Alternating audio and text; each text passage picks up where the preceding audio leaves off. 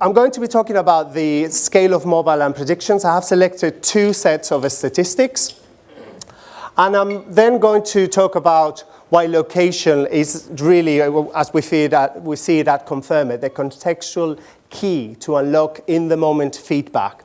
And I'm going to show you some use cases. Okay, so what's the future ahead? I have selected these statistics from Forrester. On the top left, you can see that this is data from the US. But the data from Europe is exactly the same. In fact, the penetration for mobile in Europe is actually higher. The smartphone usage in the US is 62%. There's a 42% of users that expect a mobile app, and 27% of those users, 27% of the users are expecting that those apps are making use of the contextual information, the location. So we have all seen the growth in the Apple Store with the number of apps that have gone from 200,000 to unexpected 10 million. And the number of devices is also almost going to double in 2019.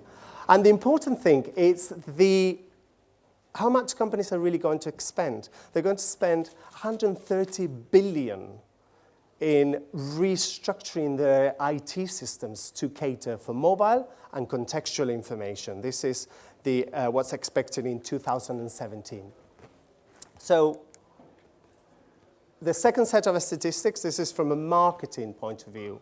77% of the smartphone users, they are willing to share their location, as long as they get some value from it. Google Maps has been mentioned today, and I definitely used it to get here. And 74% of the smartphone users, they use their phone to get information which is based on their location. And the last one, which is what I find is very, very important, the growth in location-targeted mobile advertising is going to be faster than the normal mobile advertising. So this is going to be in 2019, this is going to represent 43%. This means that when you open an app, you see an advert, which is really taking into account where you are and your location, and is really targeting you and all the information that it has. So how does this apply to the market research industry? At Confirmit, we feel that location is great, but on its own, it's got no use. You really need an app. You need a panel app, which is able to combine the contextual information, which is coming from the location, together with all the information that you have from the panelists. And so it will allow you to categorize all your panelists and add all those insights. And what I'm going to do is to show you two technologies, because I'm a technologist, and I always get asked these questions. So I thought, right, MR and W, I'm going to show it to everyone all in one go.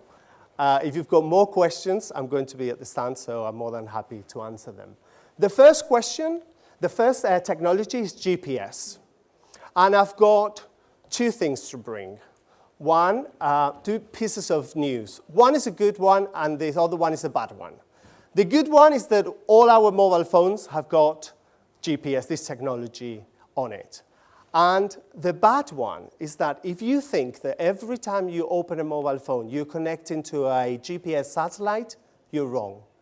Because in reality, what you're doing, you connect into an assisted GPS technology, which is delivered through your mobile operators. Every single mobile operator is delivering this signal, because it would take 10 minutes for a mobile phone to connect and to link to the 3 satellites that are needed for the GPS. So this is how Google Maps is able to locate you even if you are inside the building. So then this is what's used by every single app that you're currently using.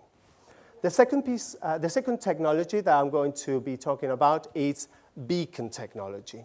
Beacon technology uses the Bluetooth was developed to make sure that we don't use our cables anymore. You can use it with keyboard. But beacons have become very, very popular to locate respondents using the Bluetooth technology. It makes use of the Bluetooth channel, so the Bluetooth needs to be turned on. And basically, beacons can be placed anywhere, and they're very small. They're almost half of this. And when you place it anywhere, you don't really know where they are. Well, the mobile doesn't know where they are. You really need to link that location where you've left the beacon so you can then trace it back. Okay? So we've got the two technologies. Why am I showing this? Simply because with online web surveys, you can send invites via SMS, or you can send them via an email, and they can be opened on a mobile device, on a browser, and this means that those respondents can capture images and locations. But if you want to trigger surveys based on your respondents' locations, you always need an app. Okay, and this is why I've been showing a mobile panel app. Current uses of locations of the app has been mentioned, so I'm not going to spend a lot of time. Lifestyle, social, media, transport. Today I used Google Maps to get here. And it's basically using my context. It's using the contextual information because the Google Maps on the mobile phone, what it's doing is making use of the assisted GPS if I'm inside the building. Then it's connecting to the Transport for London information, and it's able to link it all together. And that's the value that it's providing. It's basically telling me, well, you can go to bus stop W, and you can get bus number 21 that is going to arrive in 2 minutes. And that's basically the value. And this is why we've got a high percentage of users that are willing to use these apps. So here are some examples for beacons, some organizations that are already deploying beacons. This is McDonald's in Germany. They have installed beacons on every single McDonald's restaurant so that the McDonald's customers that have the McDonald's app installed can receive vouchers and can receive information. So it's very targeting them because they have got all that information about the customer. The other organization that is doing it is Starwood Hotels. They have installed beacon keys. So the beacons are installed in the doors of every single of their hotels, and every single of their customer that has got the mobile app can do the check-in faster. This is the value. And they can enter the door, they can enter into their room without a key. So this means that they're never going to lose that key. Okay? And the third example, it's here in London. It's Regent Street. Regent Street has installed beacons on across the whole of the street. And if you download the beacon, the Regent Street app, you can get alerts. Obviously, when you open it, you're telling them which are the shops that you're interested on, and they will send you specific vouchers and alerts once you go through this street.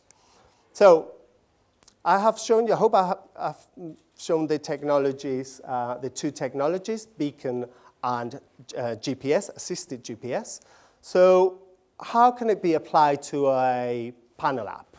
At Confirmit, we believe that a panel app is an extension of a panel, and the value that it brings is the fact that you can capture that in the moment feedback.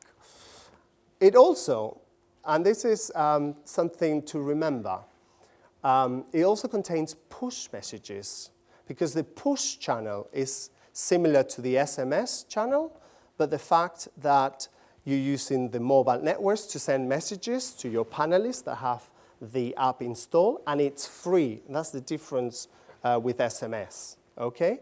And if you've got the panel app installed, then you can trigger a location-based survey, either on the GPS, or you can trigger it based on the beacons. So those are the two technologies. So let's imagine GPS. what can you do? Well, you can use it outdoors. It's normally, and you can also use it indoors because, as I mentioned, the assisted GPS is basically coming through the network. So if you turn your mobile phone into airplane mode, you will see that you will not get a location. So for the market research industry, it doesn't have a cost because you only need the latitude and longitude, which are the locations or the different, if you're doing a study for a retailer or the different outlets or the different stores, that's the only piece of information that you need. Or, if you want to complicate it, what you could do, you can get different locations and trigger alerts based on a combination of those locations. Let me give you an example. Imagine that you're doing a study for a retailer, a supermarket. But you really the supermarket has got a lot of information from their customers, but you really want to find out why their customers are actually going to the competitors' supermarkets. Well, with this technology, what you could do, you can load in all the locations for a specific brand, let's say Tesco, and then all the different locations for the competitor's brand, Sainsbury's, for example. So once the respondent has entered into a Tesco, then the app knows that location has been entered. That's it.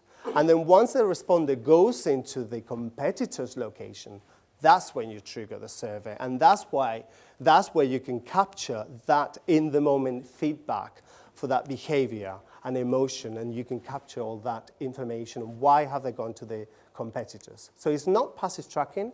It's basically you know the locations and the combination of locations that you want, where you want to trigger something. Key considerations. If you're designing a study of this type, you always need to consider, do you want to trigger it on entry or on exit? That's something that needs to be defined from the beginning. And how long are you going to take until you trigger this type of alert, which is an invite to respond? Imagine that you're doing a study when someone is driving on the road. You're not going to trigger it as soon as they go through a specific part on the road. You may want to just wait a bit more.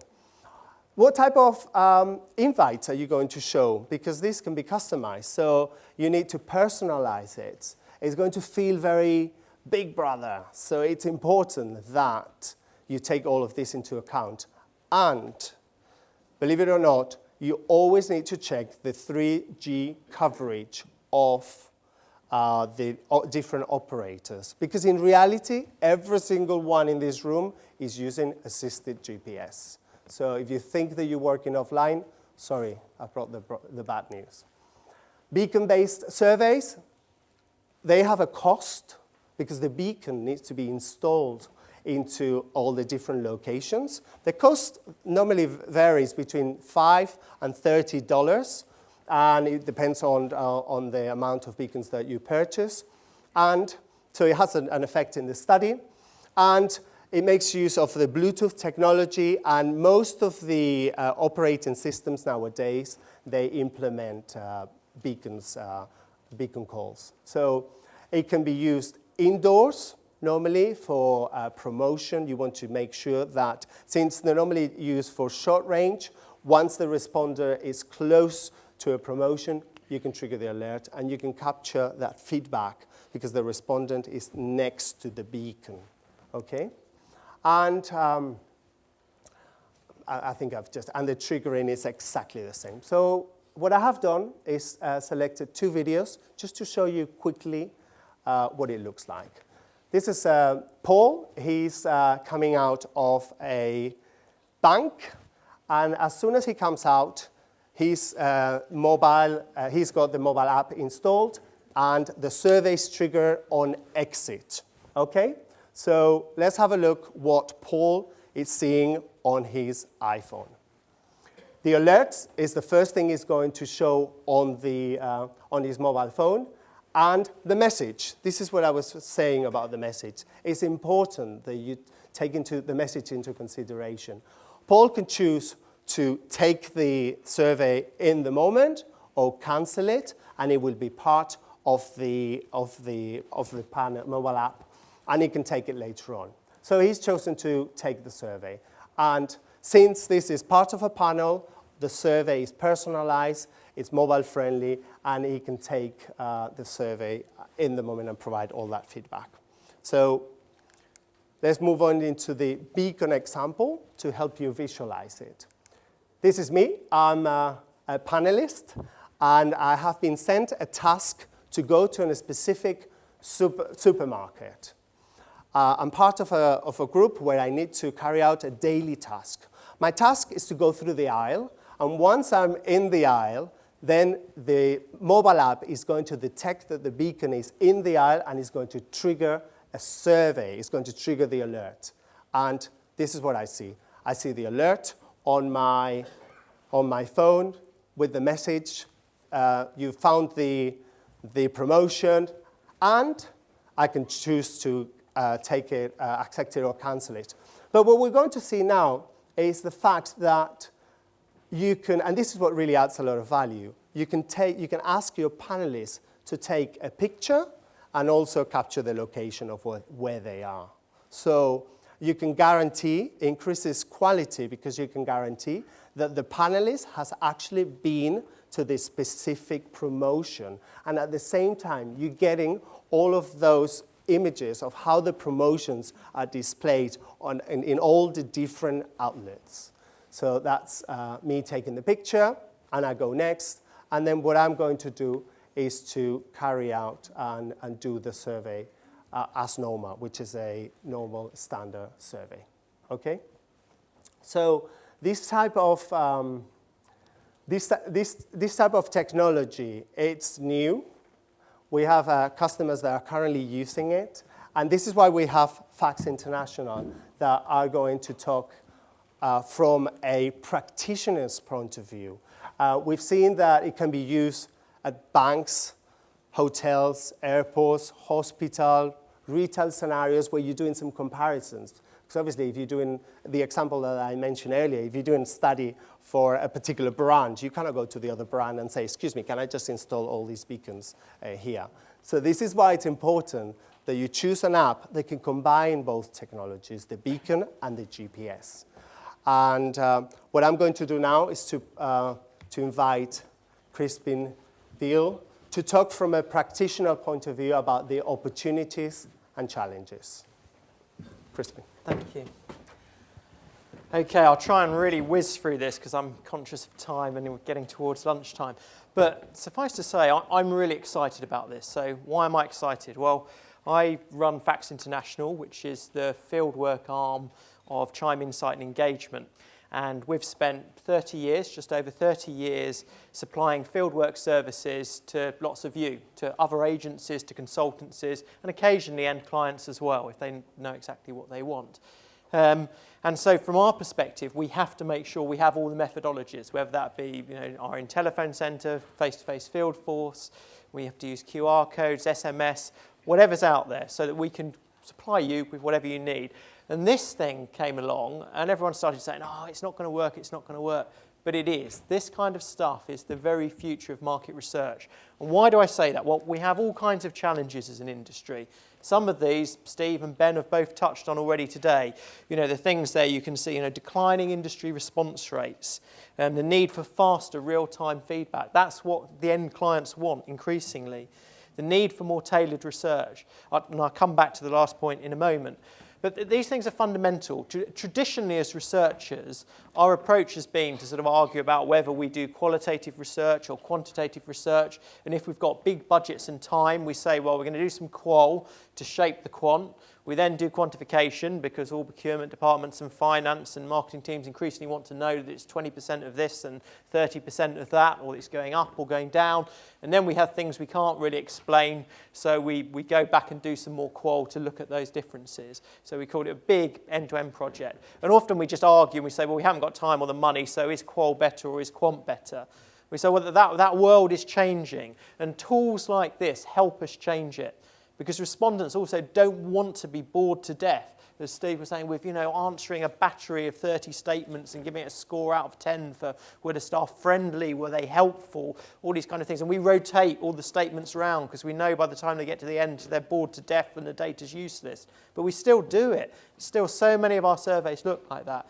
So you need new tools, or like in the Times report, The Future of Market Research, it talked about one of the tools that we're deploying for you and other clients, Power Probe, where we don't actually ask the whole batteries, we actually talk and have a conversation with the consumers, and then we automatically use algorithms and this kind of technology to quantify in real time what the trends are. So we can say 20% of people are saying this, that's going up, that's going down, but we've only asked them one conversation and we've identified the themes and emerging trends coming out of that. And this beacon technology will allow us to do that. We can put that on there as well. So we only have to ask a couple of questions, but we let the respondent talk about what they want to talk about and what's important to them. So it's a more meaningful experience for the consumer, and you get better repeat participation rates, and you get comments from the respondents coming back like, wow, it was really interesting because that survey was talking about all the things that I wanted to talk about rather than taking me through batteries of statements. So that's really, really important. Another factor on this, and I've put it up there because it came home to me when I was out at the AMSRIS, the Australian Market Research Society conference, week before last, out in Sydney. And the guy, the MD from SurveyMonkey was up there talking and saying how wonderful SurveyMonkey was. And then one of the actual clients stood up and said, but you do realise in Australia, we're breaking the law if we use you because you hold all of your data on servers in America, and from the 1st of July, we're not allowed in Australia to have our data going to America because it doesn't have the correct data protection regime. And I just thought, this is amazing. And so I went and saw the chief exec of AMSRIS afterwards, and I said, is this true? Are they breaking the AMSRIS code of conduct, or are they breaking the law? And the training manager then stood up later in the session in front of the whole audience and said, no, this is breaking the law. Anyone using SurveyMonkey in Australia at the moment is breaking the data protection law. And that is going to become ever more important. Now, they will sort that immediately, I'm sure, by making sure they move their surveys out there, or maybe the MD hadn't quite understood his facts and they all got themselves in a right mess. But it was an embarrassing position to be in, sitting there as a member of the industry thinking, crikey, what are we recommending our clients? Do I tell my clients in Australia that they can't use these tools? And, SurveyMonkey has its place. We don't like it, but it's still a useful tool. And that is why having things that are robust, like the Confirmit platform, where you know exactly where your data is sitting and you can tailor that for the right country, becomes ever more important to me as a practitioner to make sure I'm using suppliers that aren't going to put you as agencies or the end clients in trouble for breaking the law. And that kind of thing, and the robustness of these systems is important. And so my worry is, as we realise how powerful some of these geolocation and tracking tools are, that we get all kinds of players jumping up, and as an industry we start using them but not using them in a robust and compliant fashion. So I think it's very, very important that we increasingly focus on where data sits and things like that. Now also, I'm not going to sit here and tell you it's a perfect methodology. There are real challenges. The technology is perfect as far as I can see. Yes, it will continue to be refined. The biggest challenges we have are marketing challenges, and that is that we need to convince people to do two things: download the app and give us permission to serve them surveys, but then we also have to make sure that they're aware of whether they've got their Bluetooth on or not, because if the Bluetooth's not on their phones and the GPS isn't enabled, they're not going to get the surveys when they're there. But those are challenges that our peers in marketing need to help us with. And if you've got supporters groups, you can get them to sign up. If you've got big events, you can get them to do it. You can give them incentives to actually have this thing enabled and turned on, because it will make a better experience for them and give us more valid data. So I'm just going to really quickly now, they're self-explanatory, just two charts that show you a couple of the areas we've been using it and discussing with people. One was in a local school where the new head teacher wanted to really understand as the kids were coming back. And gosh, we talked about people having an 8-second attention span. I can tell you with teenagers, it's probably a lot less than that. So we wanted to quickly get some of their views on some of the changes they were making around the school and what they were doing. Ideal to place these in the library, in the gym, in the different areas, so that the students that had actually been into those areas could then in real time talk about it. Again, the challenge, the marketing challenge, how do you get people to do it? Well, they had it as a sort of inter-house competition to try and get people to take part and do it, which gave them the feedback quickly and effectively on what they wanted to do. All kinds of other areas. You can use it in zoos as well to upload information, specific information when you're looking at the tigers versus looking at the lions, or whether you've been into the toilets or been into the gift shop. You can actually get relevant information in real time back what's happening there. We use this kind of stuff with grocery providers as well, so that a store manager in real time knows if someone couldn't find apples, then is it that something's been shoved in front of them, they're out the back, so they need to be stocked. You can actually deal with it. It's relevant. There's no point in asking them about meat if they've been just on the grocery counter, or if they've gone to the fish counter, you can ask them whether the selection was right. Make it tailored, make it specific. Likewise in football, you can imagine, again, this is a prime example with supporters clubs and things, where you can get people signed up. The biggest challenge sometimes is getting a signal in grounds, from what I can see, but where you can get the signal, you can do this, then you can get the supporters telling you who they think the man of the match should be. You can get the comments, you can then put it up on the screens in real time. 80% of supporters thought that was offside. Come on, ref, get your eyes fixed. Or something. You can use this technology fantastically to engage with consumers in real time and make research more relevant and more exciting. So my view, we offer all the services out there, so it doesn't bother me what you come to us with and ask us to provide for you. But I think this is a technology and methodology that Confirmit have really pushed forward, and I think all of us should be using in the industry a lot more. So thank you very much.